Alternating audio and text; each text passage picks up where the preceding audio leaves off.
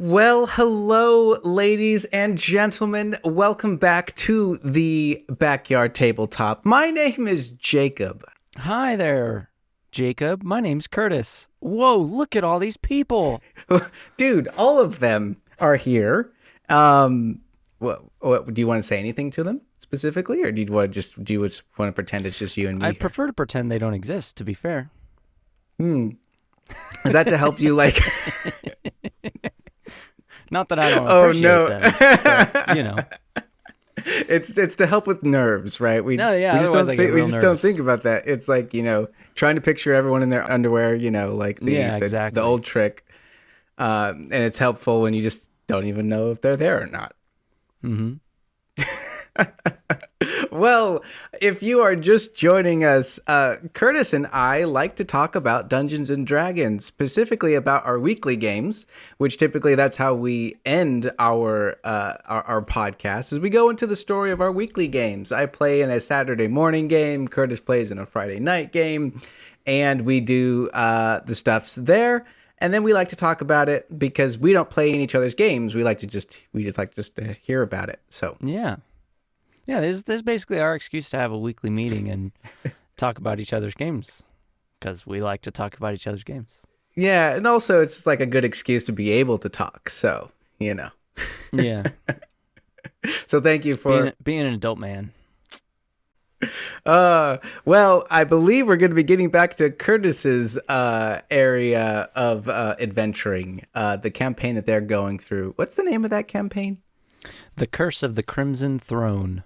Which I knew. I just wanted to, be able to have Kurtis say something. It's a Pathfinder First Edition campaign, and it is, I believe, technically a part of the entire, Rune Lords. I don't actually know if it is. I think it's very loosely tied into, the Rune Lords saga, but I don't know if it's actually connected. I think it's more of just it has things that allude to it because it happens around the same time. You know who I bet would know is actually our Dungeon Master Dip, who watches these. So If you're watching this, he most likely has commented down in the comments this is the one, guys.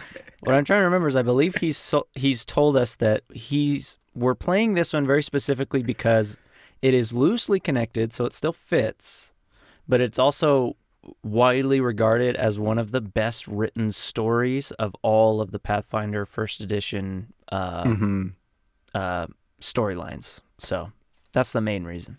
Yeah, I do believe he has gone on record and said that it is his favorite one. So yeah, you guys are playing that one. So we're going to get to that. But first, I thought what might be kind of fun today is to play a little trivia with Kurtis about D&D.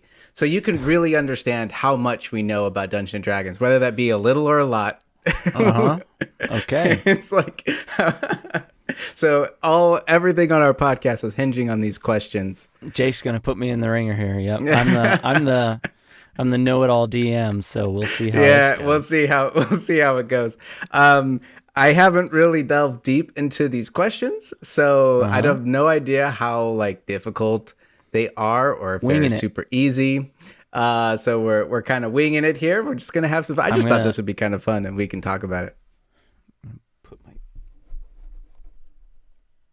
Oh, nice. Put my phone right there, so I'm not using it. Oh, okay. Oh, nice. There you go. It's definitely not on his computer. Nope. I mean, I can show you that if you want. Yes, first question. First question on this list. Hello and welcome to the Backyard Tabletop Game Show. My name is Jacob, and my contestant here is Kurtis. Hello, Kurtis. It's so good to see you. Thank you so much for joining us today. I really appreciate you coming on. You are our first guest. My phone fell down. Well, we know for sure that you're not looking at that thing. It's on the fly. That's Kurtis's fake laugh. We all have a fake laugh. What am I going to win if I win today, Jake? We might have to come up with something. That would be really good. Maybe I'll send you some tea or something if you win. Wow. Cool. Maybe I'll talk to Dip and see if you can get like one of my bardic inspiration die. Like the next game that we play, I'll actually play with one less, fantastic. And Kurtis has it in this game. Bardic inspiration across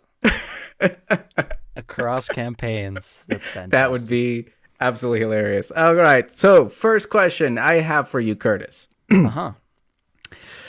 These first few questions will be about power word spells.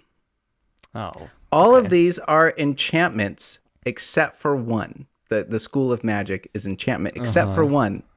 Which one? Power word heal, power word pain, power word stun, or power word kill? Gonna be real honest. I didn't even know any of those were enchantment. Neither did I, actually. I am almost positive that the last time I looked at power word kill, it had a green symbol, which is the necromancy symbol in Roll20. I know enchantment is purple. Oh, so you're going off some colors here. So I'm pretty sure power word kill is not enchantment. Okay. I have no idea, so I'm going to go ahead and click kill on here. Oh, I guess I have to wait till the end of this quiz, so we'll see. it's like a Facebook quiz. It kind of is. Okay, so I'm gonna say kill on that one. Okay, next one. Let's do it. Okay, next power word question. Which is the lowest level power word? Heal, kill, stun, or pain? I believe it's pain. Pain. Because so the spell heal and power word heal are two different things, right? Correct. I do believe there's heal and power word heal, and I do believe power word heal is higher. Heal, I think, is, but I don't know. I'm not the one taking this quiz, am I? Yep. Nope. Sure not. So no. Yeah. I think you are correct there. I'm actually kind of curious myself. How many power words are a 9th level spell? 0, 1, 2, 3, or 4?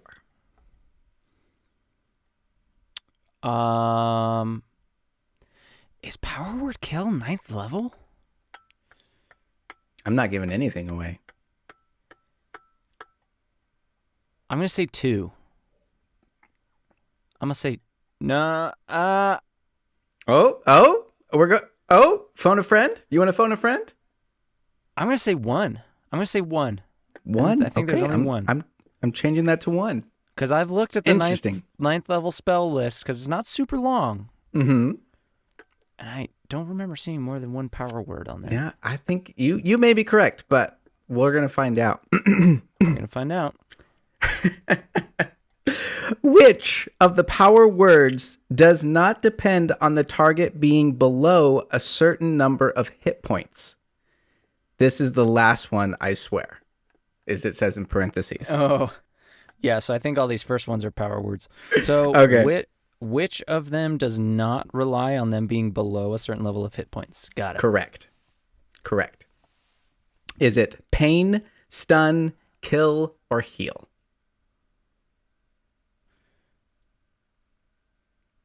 Look at that face. He is desperately trying to remember. I love it. I'm gonna be real honest. I didn't even know power word heal was a spell.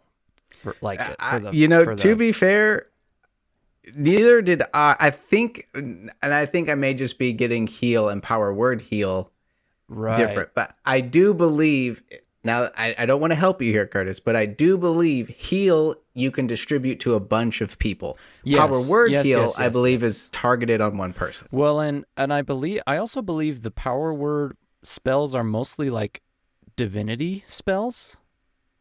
Because the point of it is that you're like speaking a divine word and it does something kind of a thing. I believe it's a word of creation. I know Yeah. I know So like they're, I they're, know they're wizards divinity have tag, but I know other casters can cast some of them, but I believe they're like the divinity tag, like they're divine magic. You know what I mean? You may be correct. I don't Um, know. I wouldn't know the lore behind them.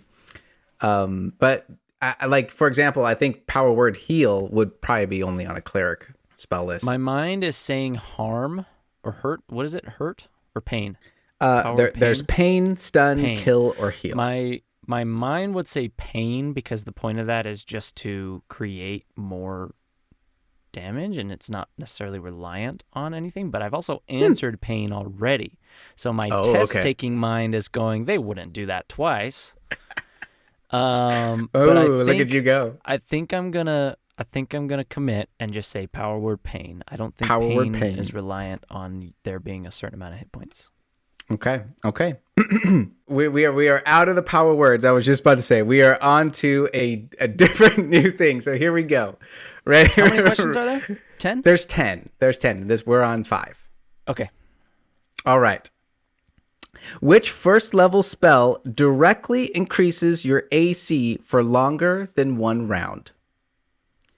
Shield, Shield of Faith, Barkskin, Chromatic Orb. Directly increases your AC for more than 1 round. Shield of Faith, Barkskin, Chromatic Orb. It's not shield. I think it's Shield of Faith. Shield of Faith. Because Barkskin doesn't increase your AC, it sets your AC to a new number. I think they're trying to catch you on a technicality there. You might be onto something there, Kurtis. You might be onto something there. But we'll see. We'll definitely see by the end of this. We'll see. I love this. Is almost like more suspenseful because it's like you don't find out whether you're right or wrong until the very. It's almost like the final round in Family Feud where you just answer and you don't know what you have no actual idea. thing's gonna be. Yep. Exactly. There's also a part of me that's like, I hope I don't get to the end of this and it's like you got 80% correct, and it's like, And but we which don't get to ones know did which I ones. get? Yeah. So I hope it tells us.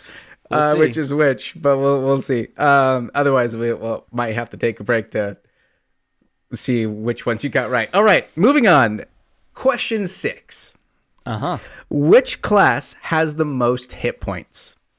Fighter, Barbarian, Paladin, or Ranger? Well, it depends on how good you roll.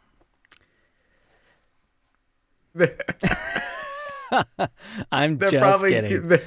That's absolutely Barbarian. Yes. Okay.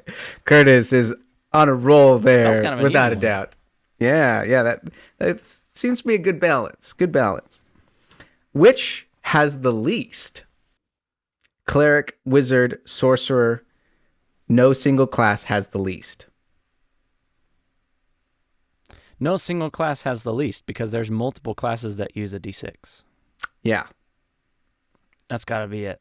I think, again, they're trying to get you on a technicality there. Because I was like, I do believe both Wizards and Sorcerers have Yep. a D6. Yep. All right. Question 8. Mm-hmm. Which class can take the disengage action as a bonus action without use of magic? Rogue, Monk, there are 2, Ranger.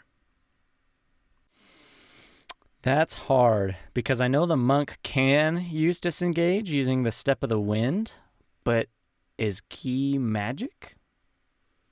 Because you do have to use key to do that. Rogue just gets it. Mm-hmm. I'm gonna say there are 2 because I don't personally consider key to be magic. So we'll see. Now this is a very interesting thing because I would agree with you on that one. Key to me is it's different from, like, they're not spell slots. It's a pool that you pull from. Right. You know, so that's why monks are a little bit different because no other class really has that. With key, you can make spell-like effects, but I wouldn't say that you just straight up cast a spell with key. I think it's more like you do things with your bodily might that look and act like a spell, but it is not technically casting a spell. Right. And so, like, because this is also a thought that just came to mind. if a monk uses key points in order to cast, say, like Burning Hands, can someone counterspell it? And see, that's where I think yes, technically, because I think under the description there, I think it does actually say, like, using your key points, you cast this spell. So it's technically being cast. It's not like a potion where it's like, oh yeah, it doesn't say you true. cast the spell. It says you gain a spell-like effect. That is very true. I think it does technically cast the spell, but I would flavor it in a way where, like, I would technically say that it's not actually, you're not pulling components and using the weave and that kind of stuff to create something. You're pulling from your bodily energy to create a fire effect. Yeah. No, that's interesting. All right. So for question 8, you said there are 2. There are 2. Question number 9. What spell deals the most damage? Power Word Kill, Meteor Swarm, Wish, Psychic Scream. Wow, this is kind of a tough one. That's a very, very tricky question. Because Power Word Kill just instantly deals 100 damage, right? Or no.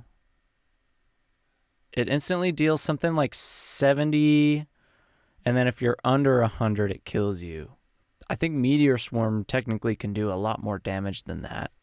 Psychic Scream, I'm not too sure about. But here's the thing. Yes. Wish can do any of... Well, no. Can you cast a 9th level spell using Wish? Or is it only 8th and lower? Well, okay, so do you want my... From whatever call... No. Wish... Okay. No. I'll wait till you answer, and then I'll give my opinion. Kurtis is thinking. He's definitely not looking up anything on his phone. Because it's still on the floor. Yeah, it's still down there.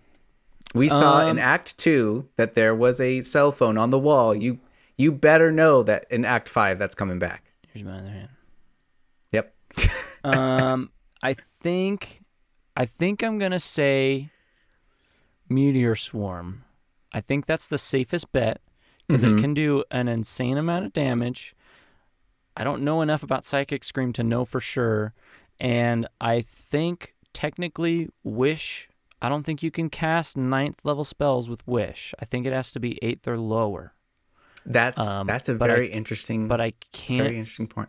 Can't be sure about that, but I'm gonna say Meteor Swarm. Okay, that's a good one. That's a good one. Do you want me to? I put down his answer. I think I would agree with you because technically speaking, I believe Power Word Kill doesn't do a set amount of damage. It's just if you're below 100 hit points, you die. So it doesn't deal damage. It just kills you if you're at a certain HP. So that would be my... Am I thinking Finger of Death? Does Finger of Death do damage? And then if you're... Finger of Death is like Disintegration. Oh, so if you hit 0, you just die. So yes, I believe that's how it works. I could have sworn Power Word Kill does like 70 damage, but then if it brings you below 100, you're just dead. We'll have to look it up, but I'm pretty sure if you are, I believe the wording is 100 hit points or lower, you are dead. Okay. So that's so technicality. It doesn't necessarily deal damage; it just kind of kills you. Yeah. Wish, you may be correct if it's only 8th, but I do believe it can simulate any spell. But technically, right, you're not casting. You're casting Wish in order to cast a different spell. So you're not... That's like a technicality there, too, technically, yeah. Huh. So then Psychic Scream, I think, is a lower spell slot than Meteor Swarm. I do believe Meteor Swarm is 9th level. Yes. Anywho, that was... All right, final question. What are the names of the 2 main draconic gods? Oh, of course they had to add names to this. I can't read names, Kurtis. I know. I know. Oh, yeah, please go for it. Sam? Yeah, if you know it. Tiamat and Bahamut. That was the 4th one there. They had a few other names on there, but the 4th one down said Bahamut and Tiamat. Can you show me Wow. the screen on this of all the It's names on they have listed? It's on my phone. Yeah, I can take you a just turn your screenshot phone- and send it to you. Just turn your phone towards the camera. Sure. See if you can see. Yeah, it's for sure Bahamut and Tiamat. Yeah. Nice. Kurtis nailed it. I didn't even need to read anything. Thank you, Kurtis. You're the real MVP. All right, submitting answers. Oh, snap. You got 60% correct. Whoa, that's it? Dang. Couple of those spell ones. These first few questions are going to be power word kill. All of them are enchantment except one. Which one is it? The Yes. correct answer is power word heal. Really? Pain and stun and kill are all enchantment.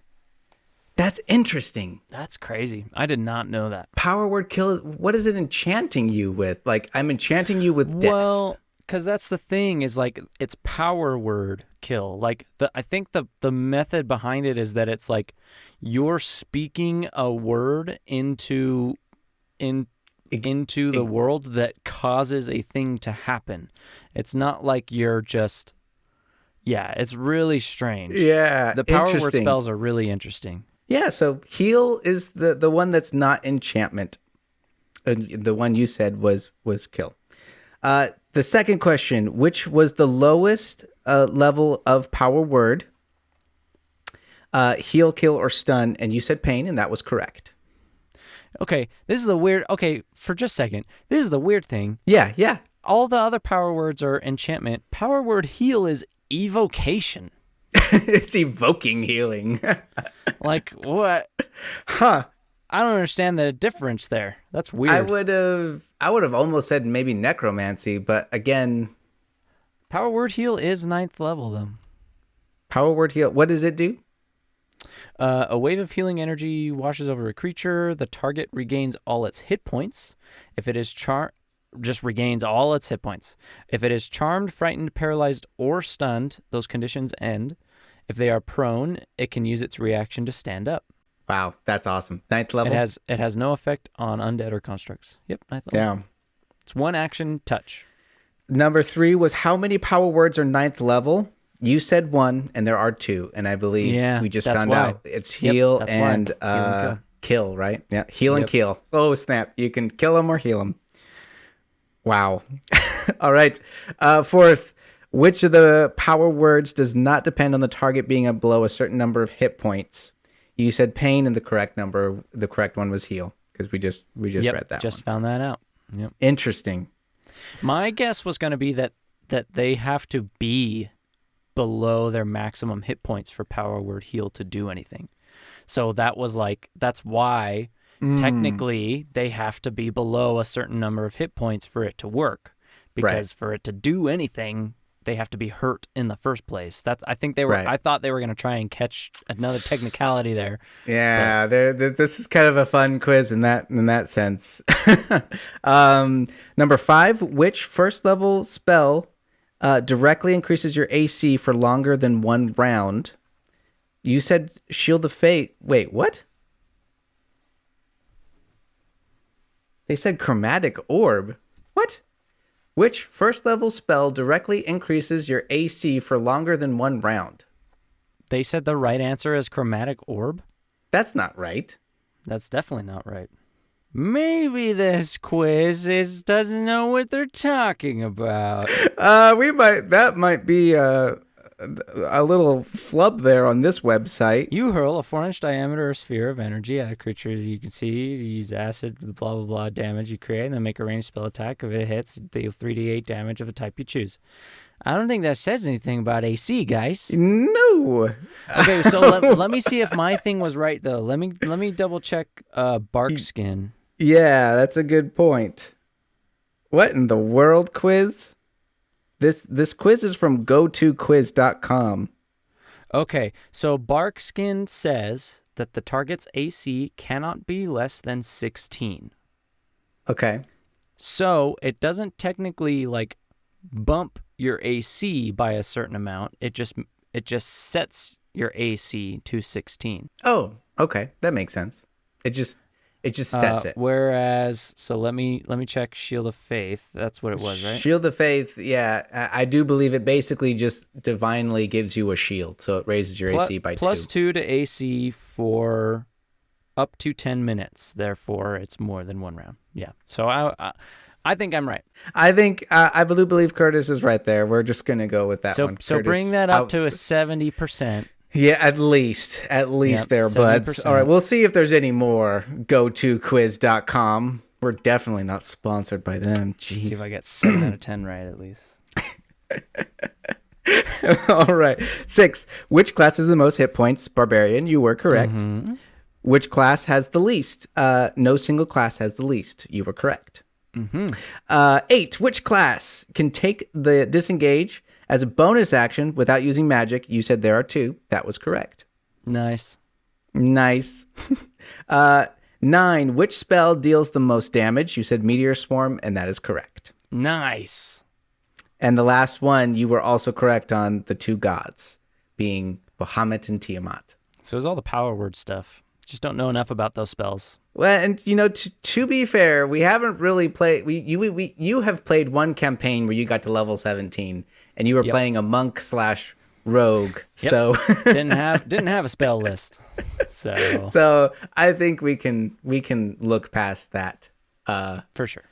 Technicality. Well, thank you so much for joining us on the Backyard Tabletop Trivia D&D Game Show. Thank you so much. Confetti. And we'll be right back with our story time after these messages.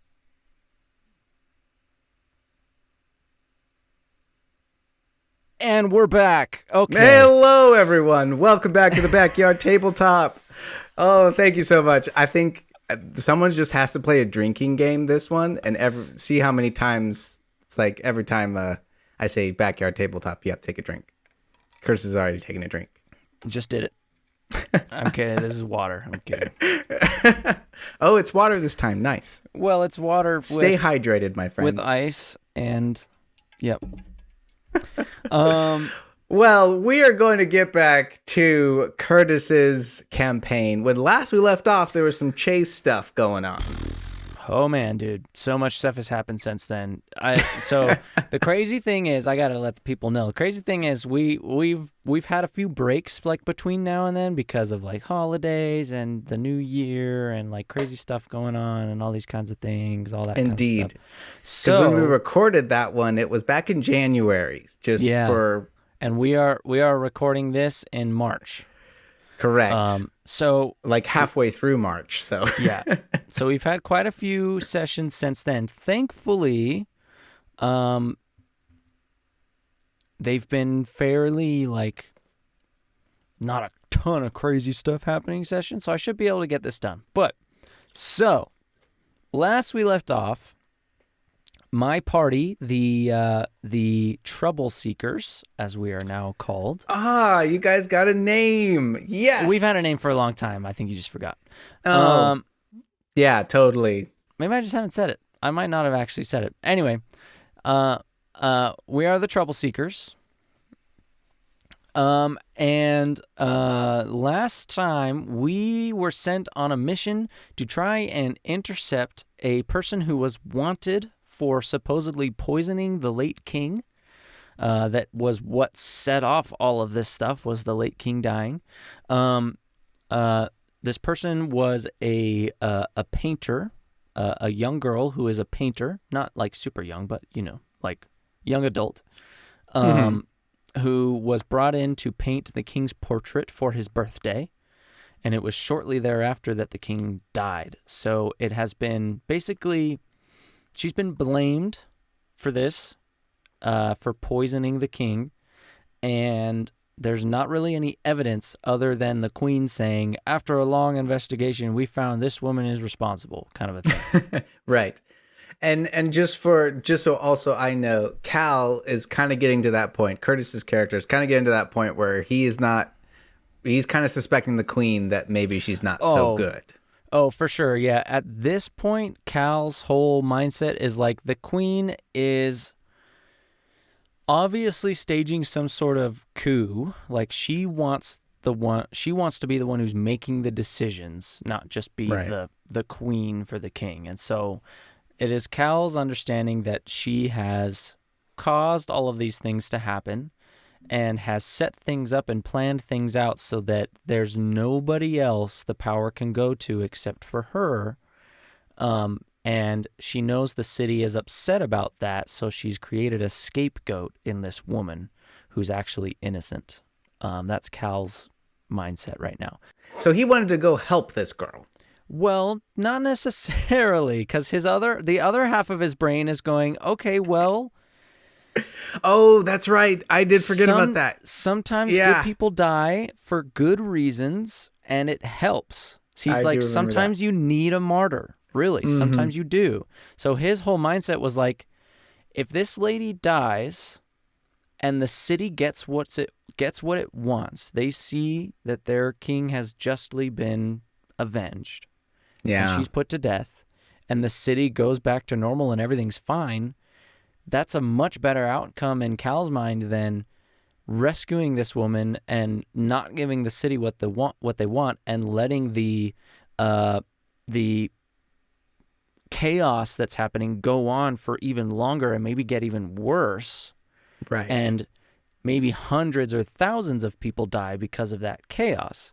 It's much better for this one innocent person to be sacrificed than for thousands of innocent families and people to die later because of the chaos that's going to ensue. So that was his reasoning. He was like, maybe we let her get caught. That's what he said, like on the way to go get her.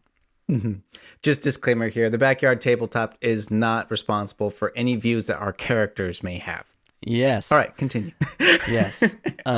Cal is a very nihilistic and logical person. Yeah. So, but anyway, so we attempted to find her, attempted to have a chase to catch her. We failed the chase. She got away. Yes. We failed. We went back. We let Cressida Croft, who is the field marshal, we let her know that we failed. She's the one who's been like working with us and giving us these jobs. We let her know that we failed. And after this, we all kind of had a rough time. We all had a rough night. We were all basically, it was like losing the finals, and like, what do you do after? Like, you just go home and you just kind of like, yeah, well, crap, like you just sulk. Now, did you guys get paid? Or no, you didn't complete it, I don't so remember. You didn't get paid? I don't think we got paid for what we did because we didn't succeed. And so basically, so all of you need to go find a day job now. Basically, what Cressida decided was like, we're gonna keep looking for her, but I don't necessarily want you guys to be involved, not because you failed, but because now it's the guard's job. We're going to do what we were supposed to do in the first place. The reason she hired us was to be like, maybe you can sneak in while I kind of hold my guys back a little bit so that you can get to her first, was her thing. Gotcha. Okay. Because it's not just the guard looking for her. It's also like the Order of the Nail, which is the Death Knight order in the city. The Hell Knights? Hell Knights, yes, sorry. Yeah. They were also looking for her because essentially their whole goal in the city is like to bring order to the chaos that is happening. So they're not necessarily straight up working for the crown, but they kind of are, because they're like, we don't care who gets in the throne as long as they bring order to what's going on, kind of a thing. Yeah. So we failed. We all went back. I think we kind of had a couple drinks and then all just kind of went back to our homes. And I don't remember which order these things happened in, but essentially, did I already talk about Cal's sister trying to get the shiver from him that he had in his pack? I do believe that's actually where you left off. Actually, was Cal broke, and he took some because yes, of he the took failure. some because he was feeling down. Right. Okay. So just wanted to make sure I was getting to that point. Yeah. He took some because of the failure, but his body reacted very well, and I rolled really good on my con saves. And so the next morning, he went fine. Everything was fine. He had a very mild kind of tremor in his hand, but he was able to mostly hide it. So his sister doesn't know. I mean, Katie probably does. She did notice eventually that he had a slight tremble in his hand, and so she kind of knows what's going on. She knows he took it, but she never brought it up. Cal's essentially, as far as the gameplay terms go, Cal is not now any more addicted because I rolled so well. Okay. However, what this has caused is a sense of, oh, see, I'm better now. I'm okay. Everything's fine. I'm better.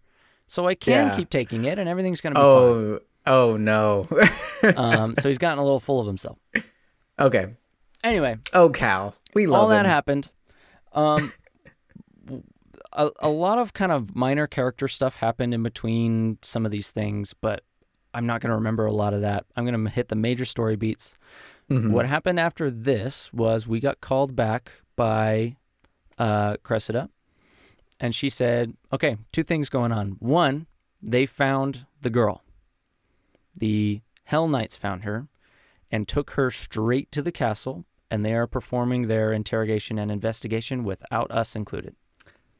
Oh boy. Okay. So she was upset about that, and she was like, I'm gonna try and pull as many strings as I can to submit some of your evidence and stuff that you found and try and tell them that we don't think she's the one who did it, but they're going to find what they find and they're going to come to their own verdict.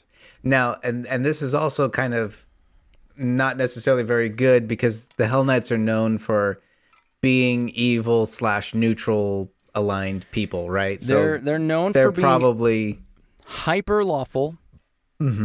Their other one kind of varies. I believe these guys are technically lawful neutral. Okay. But they're a little lawful evil because they kind of don't really care who they stomp out, what they do, as long as order is brought.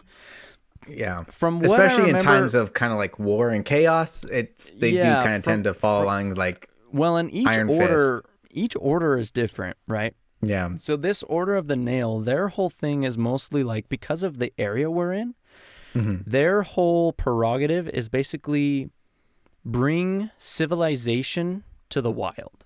That's kind of their thing. And so because of this, they are super racist. Because they believe the Shwanti people, who used to live here, are just savages and basically need to be eradicated so that civilization can be brought and flourish. Which is kind of Scott's character, right? He's trying to fight against that. Yeah. And there are a lot of Shwanti in the city, so this has kind of brought, like, basically these guys came, it's almost like the Templars a little bit in Dragon Age. In Dragon Age 3, kind of where they like get there and they're like,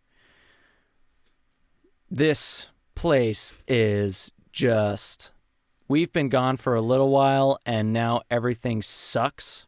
Don't worry. We'll get it back into shape. Yeah. And they're just kind of running over everybody, just doing whatever they want, kind of a thing. And they're very feared for good reason. Yeah. So they got her, took her to the castle. And I don't mean that they're doing the investigation. I mean like the castle and the queen and her personal people are interrogating her and doing the investigation. Okay, interesting. So, but Cressida comes back and says, here's the other thing. The Shwanti people have been rioting, not been happy, all of these kinds of things happening. And she goes, Thousand Bones, who is their like shaman and also the ambassador to the city for the Shuanti people, this particular tribe. His grandson was killed in one of these riots.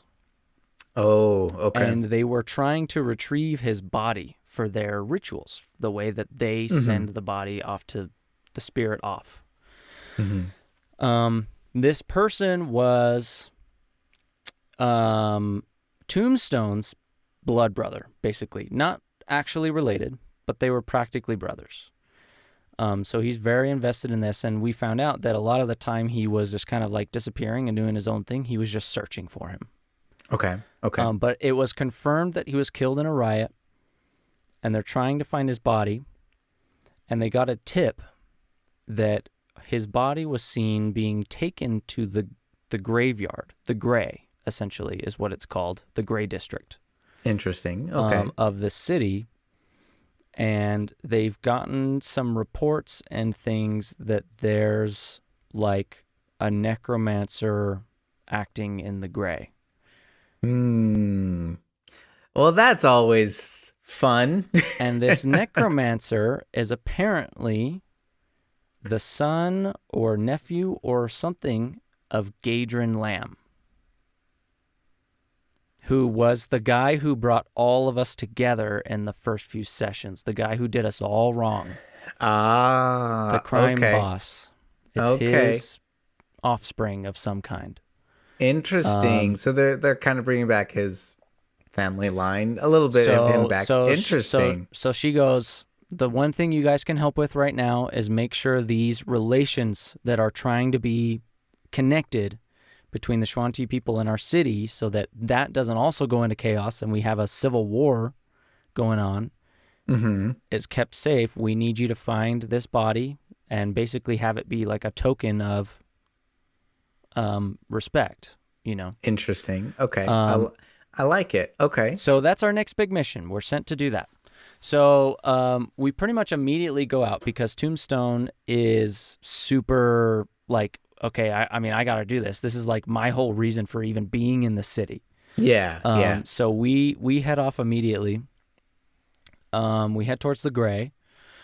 It's also kind of, is it a little bit ironic that his name is Tombstone? Well, that's kind of the point. Yeah, that's kind of the point, is that like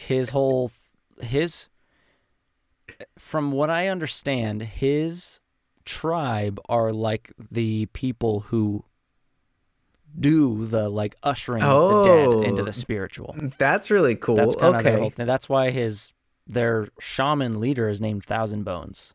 So that's like that's like their thing. As far as I know. Okay. I don't fully understand it. I know that they like hate undead and stuff like that. So okay.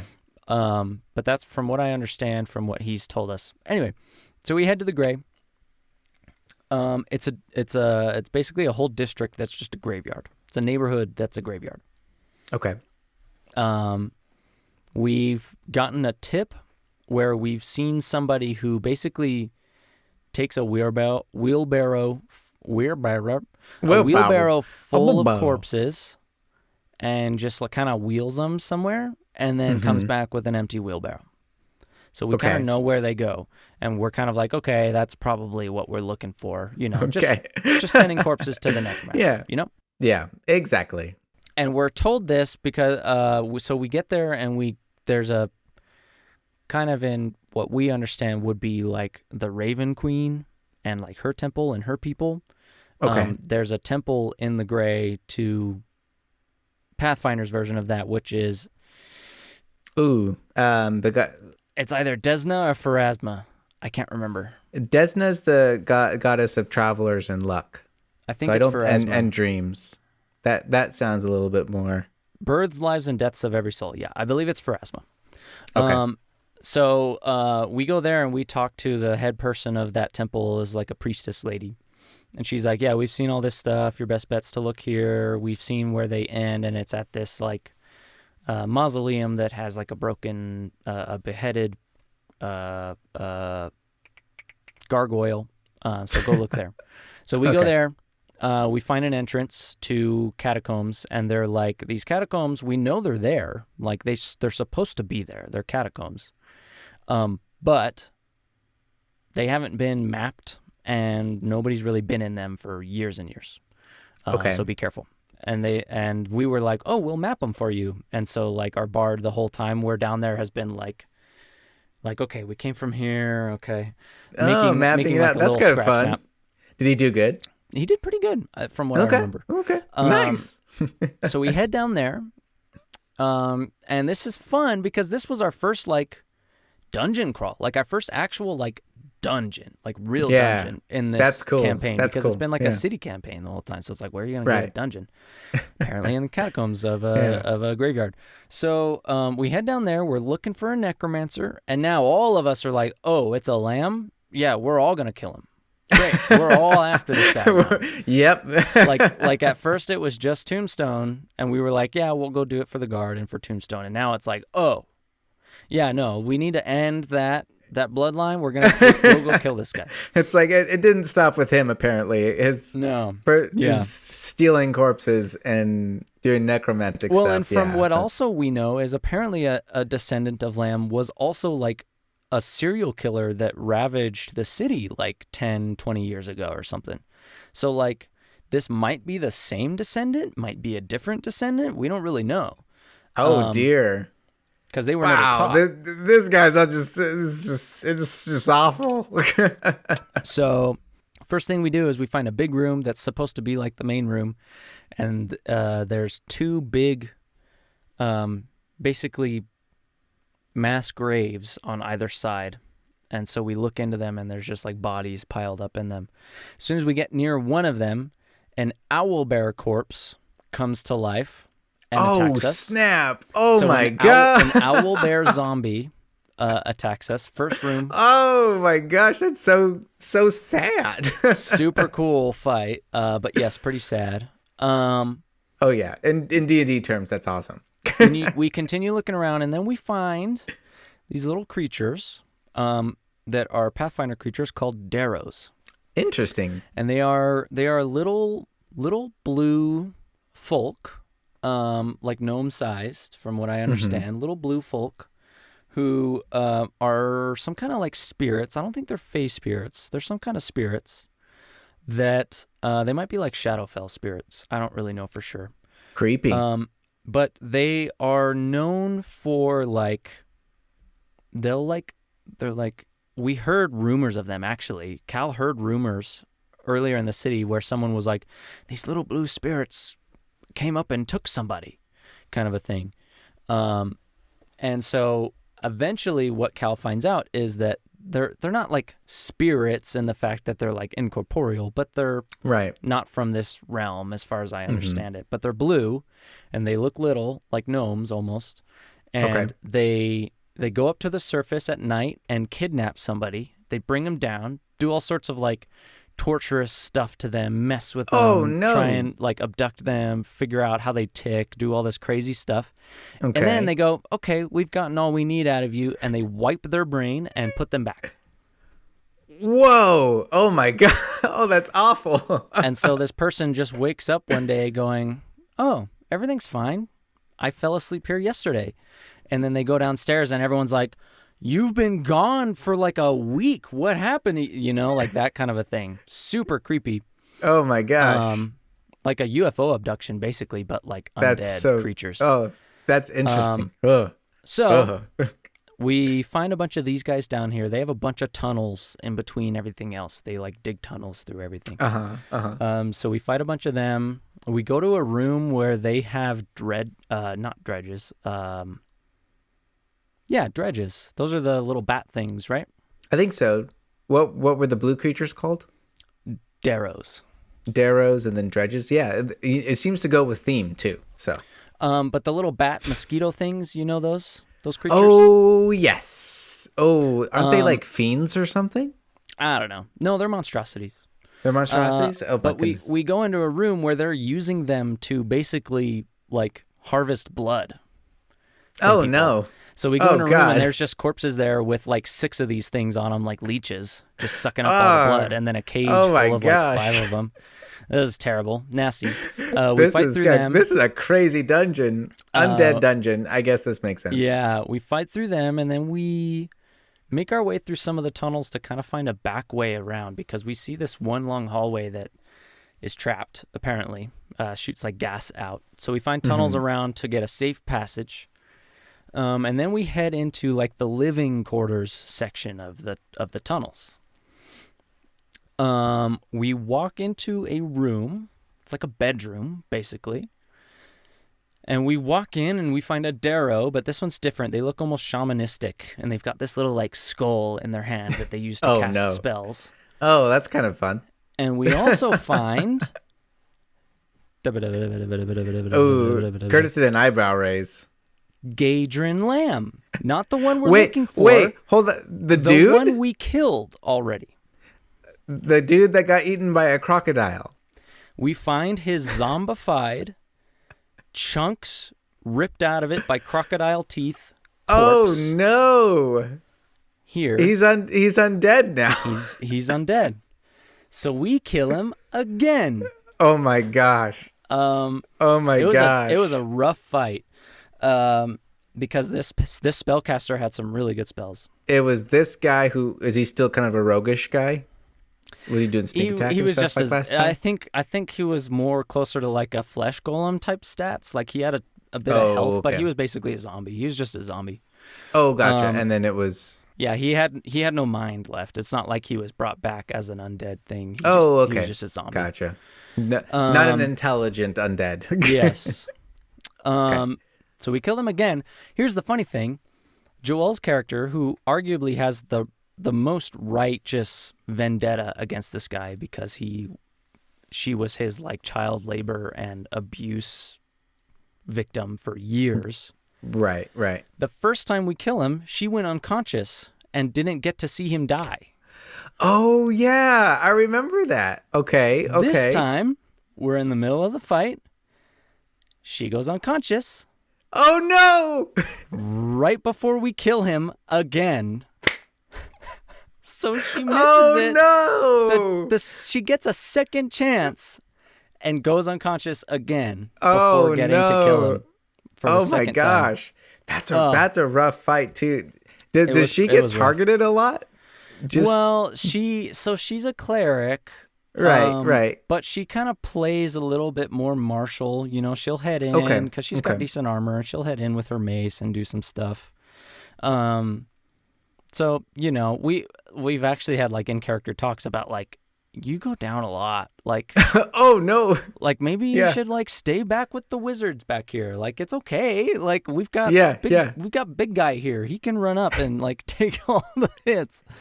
Anyway, no, that's cool. I like that you're able to role play it too, and I think that's fun because you know, as a party, it's fun to role play when you guys start feeling what roles do what, right? Yeah, filling out your tactics.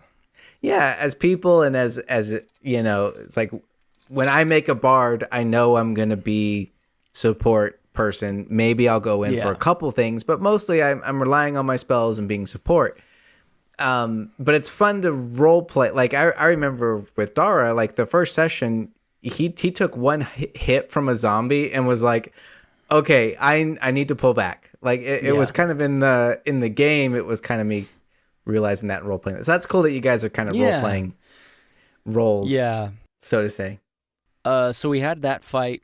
We needed a rest after that one because we had gone through this whole thing without resting. So we rested after that.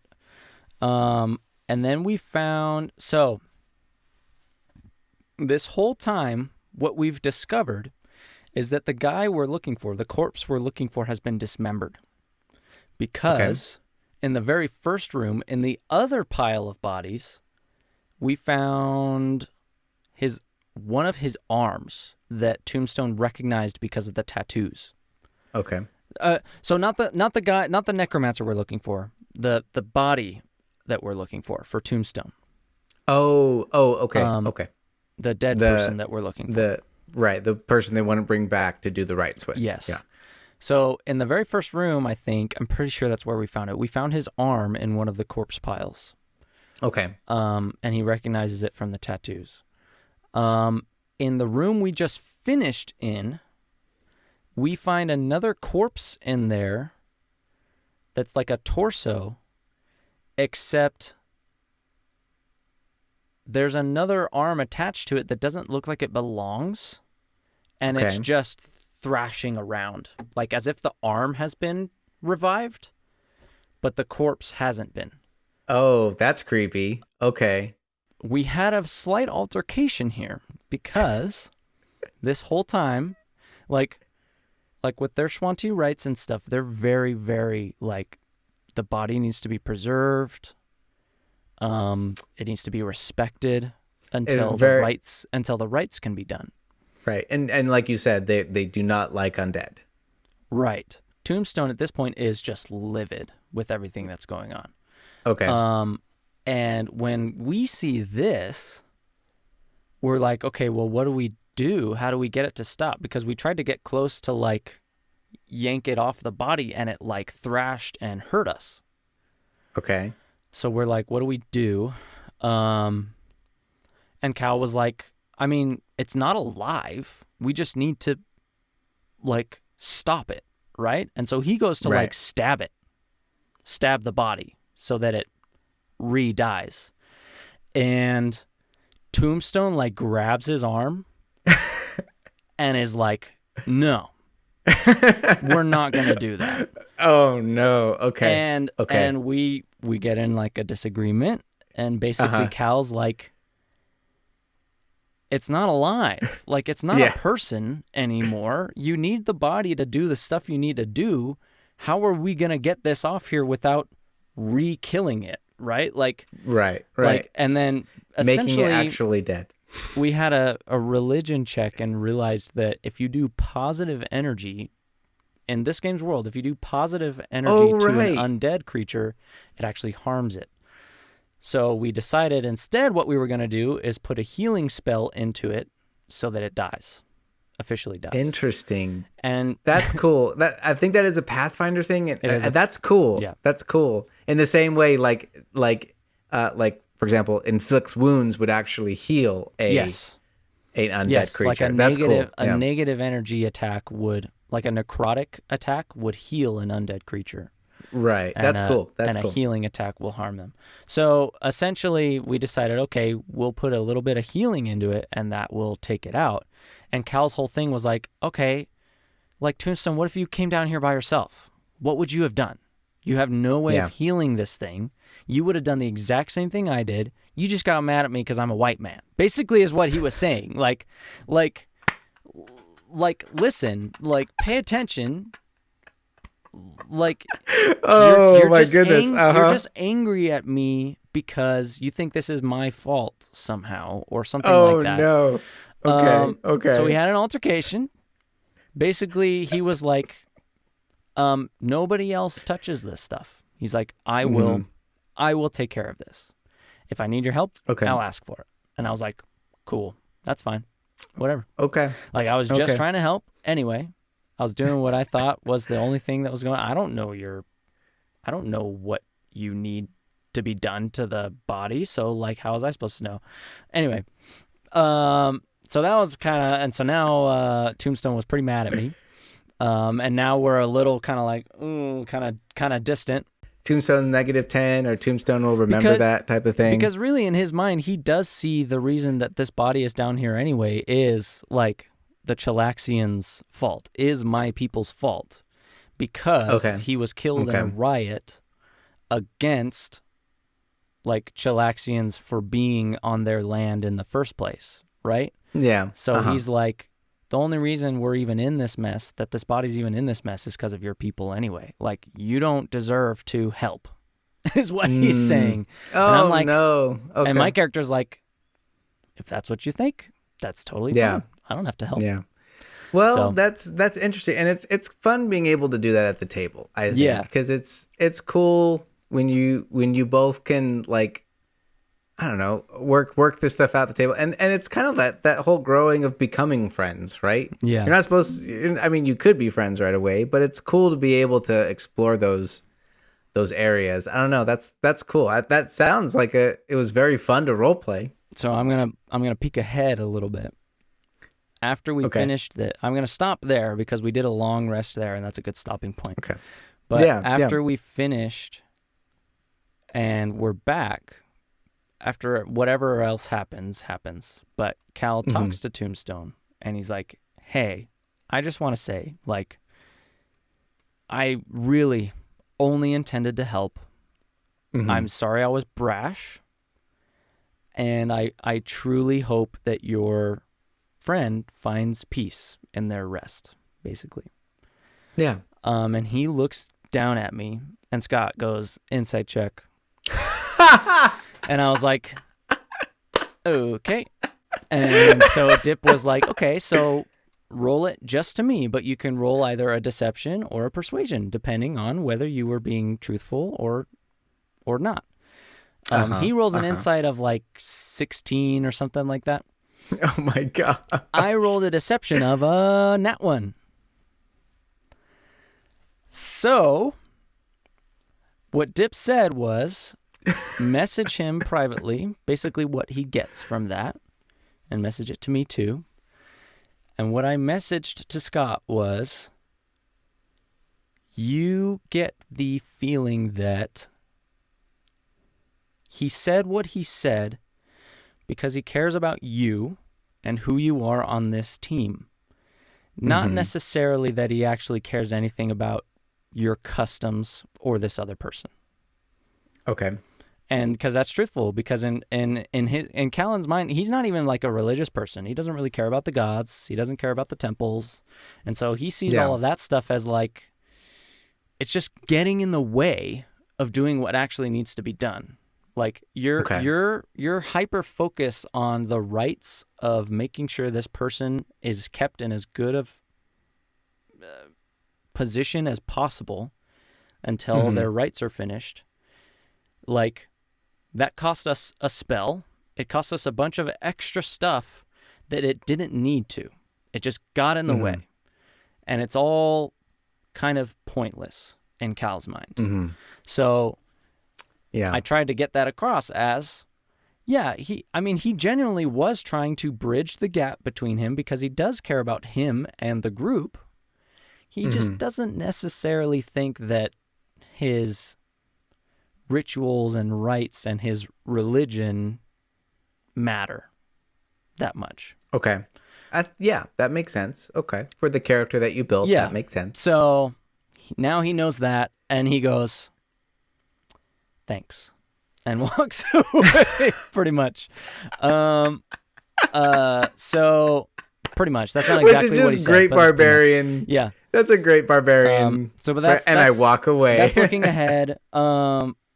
Next time we talk about it, I'll talk about how we get out of this place, what else we find, and some crazy stuff that happens next. Because where we are right now, we just finished book 1. At the very end of the last session we played, and some crazy stuff went down. So, wow. So I'll talk about that next time. We'll get there next time. Very cool. Oh, thank you, Kurtis, for catching us all up on what's been going on. In your that's tensions be rising. That's for sure. That's for sure. Yeah. And the cool thing is that it's like tensions between the characters are kind of rising a lot because of like all this stuff is hitting us personally deeper than we like thought it was going to, and so tensions are getting higher. And it's it's interesting because like you like religion's kind of coming up a lot in your game, it seems, and it's kind of doing the same thing in our group too. No one's a cleric in our group, but Dara, like his backstory, his parents served at a temple, so Dara like prays to the gods, and so he believes, and there's some roleplay stuff that kind of came up with the goddess of Desna, which I'll get to. But it's kind of fun because like the two others, Nixia and Zav, who are both previous slaves in their life, in their past backstory lives, are kind of like, the gods never came to me. And there's more to it than that. I don't want to get too far into that. But it's like, the gods never came to me, so we don't care. But Dara's kind of like, well, why don't you care? So religion's a fun thing to role play, especially in a world where like the gods are real. Well, and that's kind of Cal's thing. He sees it more kind of typical wizard mindset. He's like, they're just stronger beings than us. Yeah. They're not like all powerful and all knowing, they have problems and they have downsides. Like, yeah. So he's not an atheist. The weird thing is in Pathfinder, you can be like atheistic, where you just think the gods are fake. Yeah. Like, that's a thing. Yeah. He's not like that. He's just that he doesn't necessarily see it as worth it to worship a god. It just doesn't seem like they're just people like us, but they're a little more powerful, right? Like, so he doesn't see it exactly. that way. It's also interesting to note that in Pathfinder there are mortals that have raised to godhood. True. Yeah, right? Absolutely. And there's the whole like mythic class that is in Pathfinder rules, right? Being able to become like an angel, essentially like a demigod. Yeah. Yep. Yeah. So it's interesting, especially when you play into those states of just or those ideas of just like, if I tried hard enough and figured it out, I could potentially become a god. Yeah. And that's a very weird thing to grasp. Yeah. Right. Yeah. Well, that's cool. That's cool. And I'm looking forward to continuing. A little teaser for us. We just had a dragon fight most recently. Whoa. Nice. But I'm not sure we'll be able to get to that because, kind of like you, there's some stuff that we have to catch up. I believe we just got to White Throne. So just got to the city last time. Yeah. We'll just got to the capital city of White Throne. So we're about to enter a very evil city back in us. So we'll get to that next time on the Backyard Tabletop. Yeah, thank you all so much. If you made it this far into the video, thank you so much for being here. Kurtis and I very much appreciate you. We're making our way onto the YouTubes and the podcast. Just a note for podcast, it is on Spotify now. We'll be coming to more platforms in the future. So I am playing catch up there. So you can go follow us on Spotify. Do you follow us on Spotify, Kurtis? Yep. Thanks. You're welcome. And I walk away. We'll see you next time. I think that might be kind of fun to just fade out there. Just fade out there. I was just going to say that, I think what I'm going to do is I'm going to go enchant some people into being dead. With power word kill. Power word kill. Oh, that's what Finger of Death does. It does damage and it raises you up at a zombie. Yes, that's what it does. At the end. Yep. Yeah. Oh man. Thank you so much for joining us.